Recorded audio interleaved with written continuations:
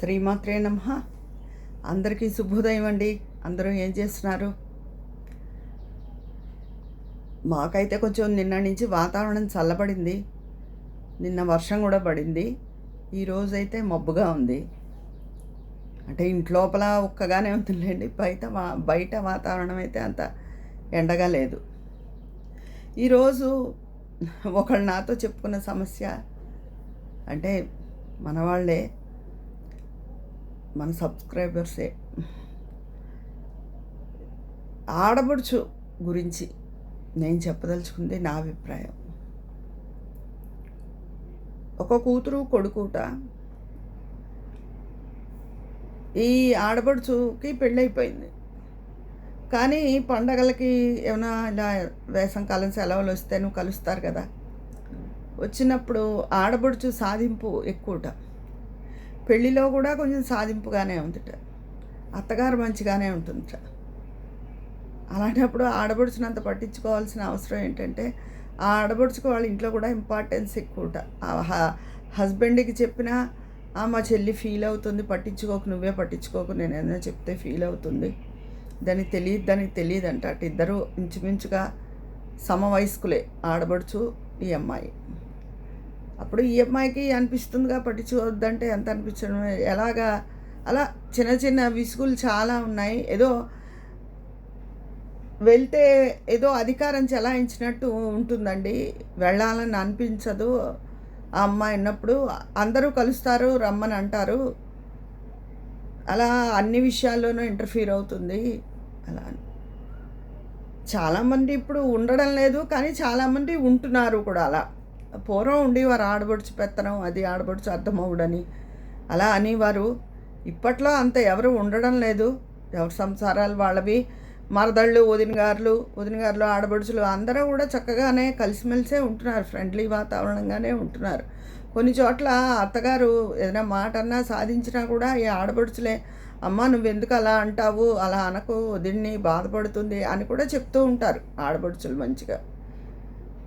కానీ కొంతమంది ఇలా కలిపి ఏదో పెత్తనం వెలగబెడదాం అన్నట్టు చూస్తారు. ఇప్పుడు ఆ అమ్మాయి అనపోయినా కొన్ని ఆడిపోయిన తర్వాతనే ఇంకా గట్టిగా తిరుగుతుంది, కొంచెం పిల్లలు పెద్ద అయ్యాక. అది అప్పుడు ఈ ఆడబడుచు పరువేక పోతుంది. అందుకని ఆడపిల్లలు మీరు మీ పుట్టిళ్ళకి వెళ్ళినా ఎంతలో ఉండాలో అంతలోనే ఉండండి. మీరు వన్స్ ఆఫ్ ఆల్ మ్యారేజ్ అయ్యి మీ ఇంటికి మీరు వెళ్ళిపోయిన తర్వాత అది మీ పుట్టిల్లే అయినా మీరు పరాయి వాళ్ళ కిందే లెక్క. ఇంటి కోడలేకే ఇంకా ఇది ఉంటుంది, మీకు మీ అత్తారింట్లో ఇది ఉంటుంది, మీ ఇంట్లో. ఇప్పుడైనా ఉమ్మడి కుటుంబాలు అలా కాదుగా, ఎవరింటికి వాళ్ళే రాణి, దానికే ఉంది. కానీ ఒక మనిషిని మాట అనే ముందు, నొప్పించి ముందు 1-4 సార్లు ఆలోచించాలండి. మనం ఎవరినైనా నొప్పిస్తే మాట ద్వారా తిరిగి ఆ గాయం తప్పకుండా మనకు అవుతుంది. మనసును నొప్పించడం అన్నది చాలా ఇదైన పని, తప్పు పని అది చాలా. అలా వదిన గారి మీద ఏదో సూటి పోటీ మాటలుగా పెత్తనం. ఇంకా ఏ రోజుల్లో ఉన్నాం మనం అసలు? ఇంకా కొంత పద్ధతులు కట్టుబడి బాగుండదు అని ఆ అమ్మాయి ఊరుకుంటుంది తప్ప ఎవరు ఊరుకోరు. అలాగా ఊరుకోవట్లేదు కూడా.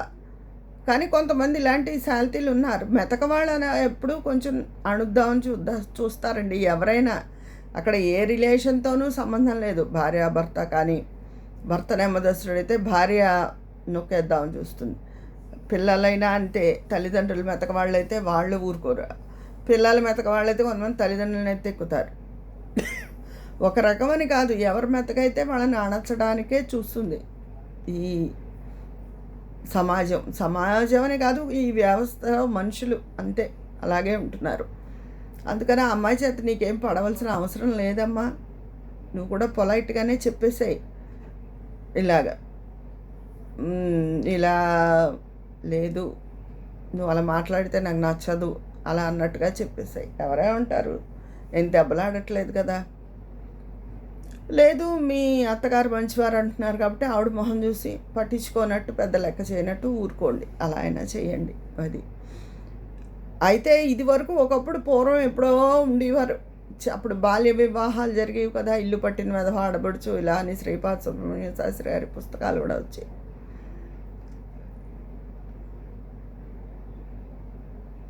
తల్లిదండ్రుల దగ్గర చేరి మరదళ్ళ మీద పెత్తనాలు చేసే ఆడబడుచులు వాళ్ళు అలా పూర్వం ఉండేవారు విడోస్.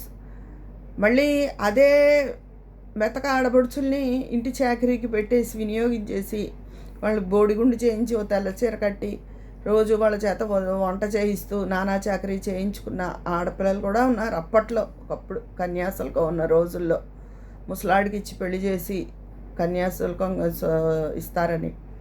ఆ ముసలాడు చచ్చిపోతాడుగా, కాపురానికి వెళ్లకుండానే ఈ చిన్నపిల్ల విధవ అయిపోయేది. అప్పుడు పుట్టింట్లో ఆ భరణం ఏదో ఇచ్చేవారు, ఆ పుట్టింట్లో ఉంటూ లేదా అత్తారింట్లో ఉంటే అత్త చాకరీ చేస్తూ జీవితం అంతా అలా వెళ్ళిపోయేది. అది చూసే గురజాడ గారు, కందుకూరి వీరేశలింగం గారు లాంటి బాల్య వివాహాలు వీటిని చూసి అయ్యో చిన్న పిల్లలు విధవలు అయిపోతున్నారనే సంఘ సంస్కరణ అన్నీ చేపట్టారు. వితంతు వివాహాలు అవన్నీను. చెప్తున్నాను కదా, ఆడపడుచులే అలా ఉంటారని లేదు. ఆడపడుచులు నెమ్మదిగా ఉన్న చోట వదిన గారులు పెత్తనం చెలాయిస్తున్నారు. ఆడపడుచులు వదిన గారులు మెతకవాళ్ళు అయితే ఆడపడుచులు పెత్తనం వెలగబెడుతున్నారు. ఏ మనుషులు ఇలాగే ఉంటారు అని మనం కరెక్ట్గా చెప్పలేమండి. ఎవరు మెతకైతే వాళ్ళు కొన్ని ఇబ్బందులకు లోను కావాల్సి వస్తుంది. ఆ మెతకతనాన్ని మెల్లిగా వదులుచుకోవాలి. మంచితనం ఎప్పుడు చేతకాంతనమేనండి. మంచితనం అన్నది మంచితనం కాదు, అదొక చేతకాంతనంలాగే ఉంటుంది. ఓర్పు కానీ మంచితనం కానీ వాటికి ఏం విలువలు ఉండడం లేదు. అదొక చేతకాంతనంలా ఉంటుంది మనుషులకు, అవతల వాళ్ళకి. అది మీరే మీ నాకు కొంతవరకు కానీ పూర్తి సమస్యను నేను చూడలేనుగా అక్కడ నిలబడి. అందుకని కొంచెం తెలివితేటలుగా ధైర్యంగా మాత్రం ఉండండి, భయపడద్దు. ఆ అమ్మాయి భర్త మిమ్మల్ని ఏమనట్లేదు అంటున్నారు, అత్తగారు ఏమనట్లేదు అంటున్నారు. అప్పుడప్పుడు కలిసే ఆడబడుచుతో ఏదో పని ఉందని ఆ టైంలో కుదరదని మెల్లిగా తప్పించుకోవడమో, సున్నితంగా అన్న మాటలను తిప్పికొట్టడమో అలా మీ తెలివితేటలతో నేర్చుకోండి.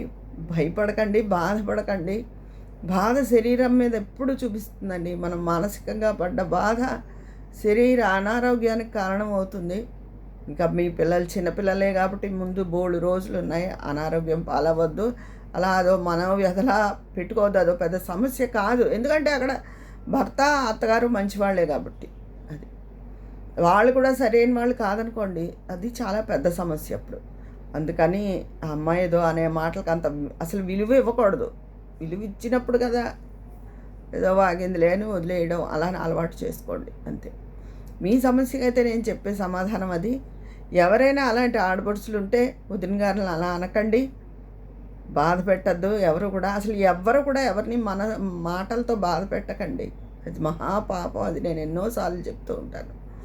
అది సంగతి అండి. ఇవాళ పూర్వం ఆడపడుచులు అలా బాధపడి చిన్న బాల వితంతువులు పుట్టింట్లో అయినా చాకరీ చేసేవారు, అత్తారింట్లో అయినా చాకరీ చేసేవారు. చిన్న పిల్లకి గుండు కొట్టించి ఓ తెల్ల చీర చుట్టబెట్టి సైను పంచి లాంటిది వాళ్ళ చేత నానా కుక్క చాకరీ చేయించేవారు. పాపం కుక్క చాకరీ అంటారు, కుక్క చాకరీ ఏం చేస్తుందిలేండి, అదేదో అలవాటు పదం తప్ప.